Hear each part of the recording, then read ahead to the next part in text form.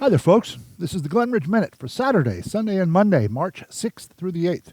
Here's the news from the Glenridge. I have lots of great information for you today, as well as a couple of interviews, so let's get right to it.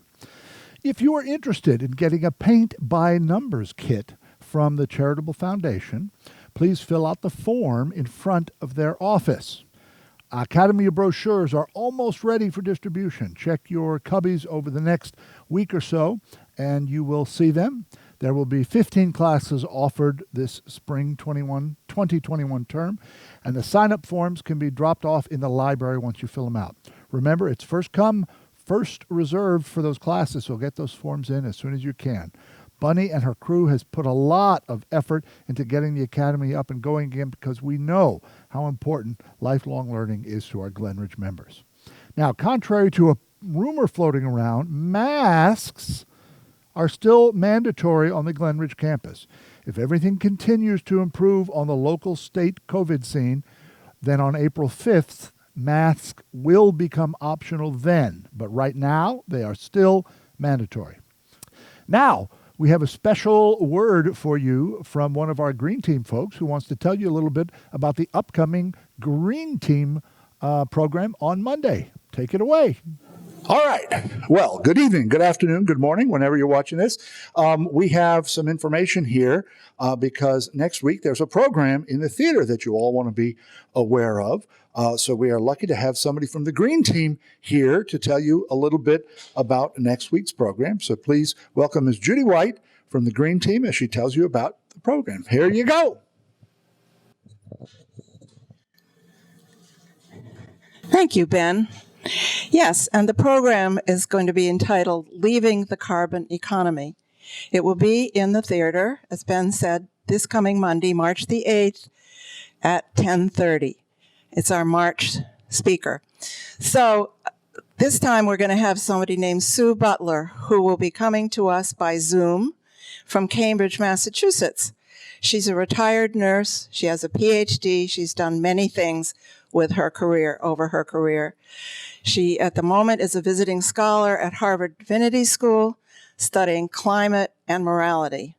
This time, she will be speaking to us about her own personal journey to get herself as close to carbon net zero as is humanly possible.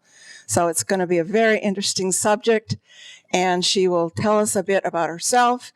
She will show us a short film, and then she will be there to answer questions. She likes to know what people are thinking, so have your questions ready. It's going to be a lot of fun and extremely interesting. So please call Sarah and reserve your seat. There are plenty of seats now at 552-5325. Thank you very much. Thank you, Ben. All right, so there you have it, folks. Green Team, Monday, 10:30 a.m. Call Sarah. And we have plenty of seats available because we upped the capacity in the theater, as you found out on our last Glenridge Minute. So we hope to see you there. Thank you so much. Bye-bye. On Wednesday, March 10th, the GMYC, Glenridge Model Yacht Club, will be offering a special event for your viewing pleasure. Join them for a nighttime spectacular boat parade, complete with special effect lighting, great music, and Member Life will be providing s'mores for your snacking pleasure. 7 p.m. on the East Lake, where the GMYC normally gathers. Next Friday at 1 p.m., join us for a very special birthday. Our good friend and longtime Glenridge member, Sid Wash, will be joining us from the Highlands for a celebration of his 100th birthday. 1 p.m. Friday, March 12th in the Thistle Stop. Now, we have a reopening interview with Julie Irvin from our health center. All right. Welcome back, folks, to another interview on the Glenridge Minute. Good morning or good afternoon or evening, whenever you're watching this. Today's interview is with Julie Irvin, who is our Director of Medical Health Services here at the Glenridge. So we have a couple of questions for her, and we'll get right to it. Hi, Julie. Thanks for taking a moment being with us. Hi, Ben. Thanks for having me. So this week, which is the week of March 1st, has a big change for our healthcare members. Why don't you tell us about that? All right. Well, this week, our healthcare members are now able to go back over to independent living and participate in activities over there, visit with friends on the independent living side, go to the fitness center, dining, and do so freely without having to quarantine when they return to the health center. Great. So those people over here who love to play tennis can go play tennis. Yes. The yes. ones who love to go see movies can go see movies. Absolutely. Excellent. That sounds great. I understand that this is a one-way street, so to speak. Why don't you explain a little bit about that so that everybody understands? It is. Our members can go over to independent living, because of the government restrictions on visitation and health care, visitors cannot come in freely to the health center yet.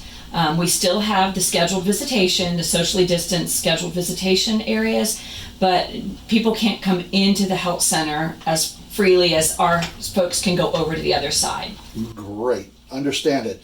And if they do want to make one of those appointments for visiting somebody who may not be physically able to get over there, they'd still call you for that appointment? They do. Okay. Call or email, and I answer usually same day, and we have plenty of slots available. Okay. And now, when healthcare members go over to the independent side, they still have to wear masks, right? They do.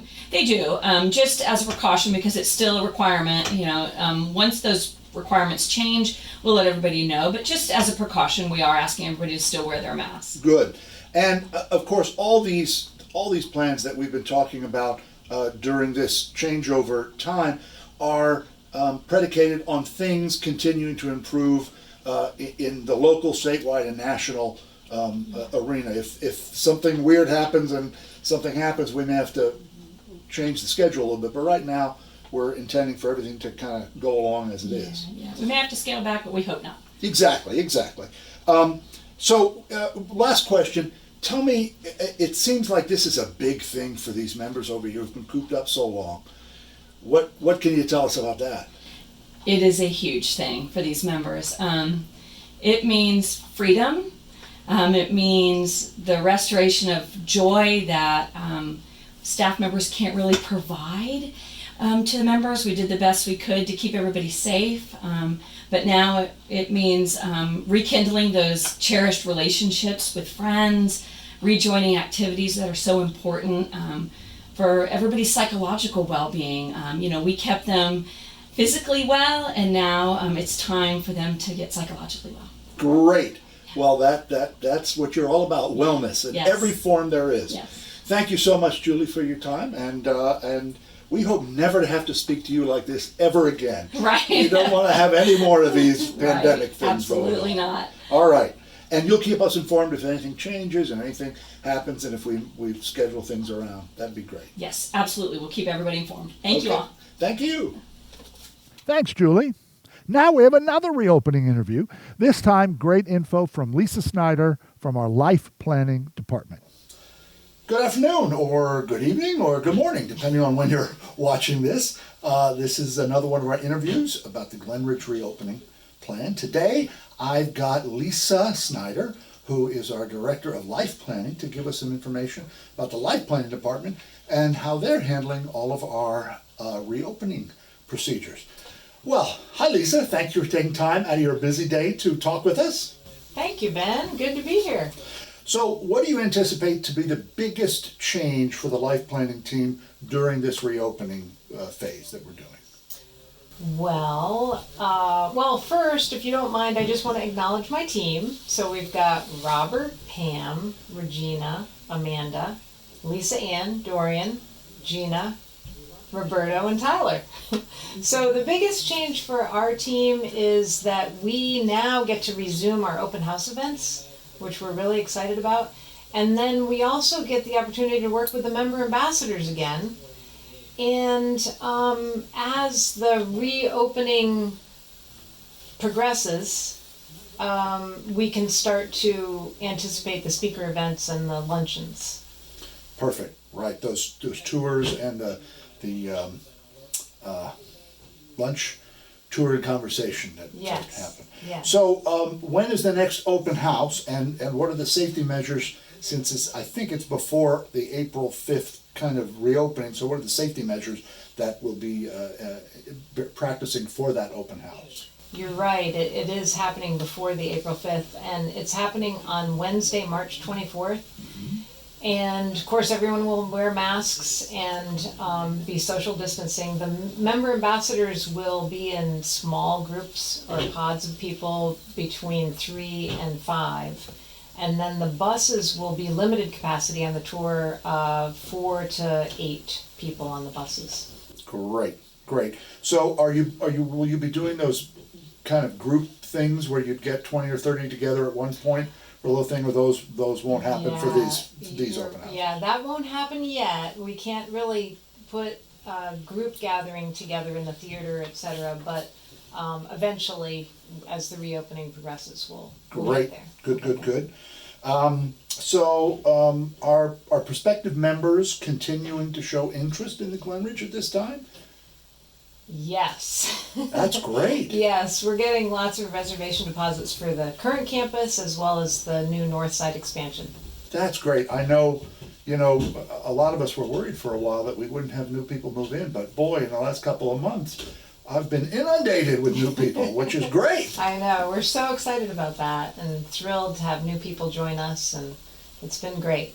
Really good. It's almost like this pandemic has shown people that if you're going to be somewhere during a pandemic, one of the best places to be is the Glenridge on Palmer Ranch. Absolutely right. Yeah. That's absolutely right. Yeah, we've had a fun time taking care of everybody, and you guys have had a great time getting people in, so we appreciate that. Any other news from life planning that you'd like to share? Yes, Ben. We just found out from Sarasota Magazine that we won Best Retirement Community for the 12th year in a row. Holy moly! And this is extra special because they added a category of Best Place to Work, and the Glenridge won Best Place to Work. And we're just thrilled. We're so proud and thankful, and we're thankful to Jim Cater, our CEO, and Ben, we are GPR strong. That's excellent. Oh, wow. Best retirement community and best place to work. Holy moly. Thank you, Lisa. Listen, that's it for today, folks. Remember, for now, grab your mask and be safe and have fun in 2021. Bye-bye.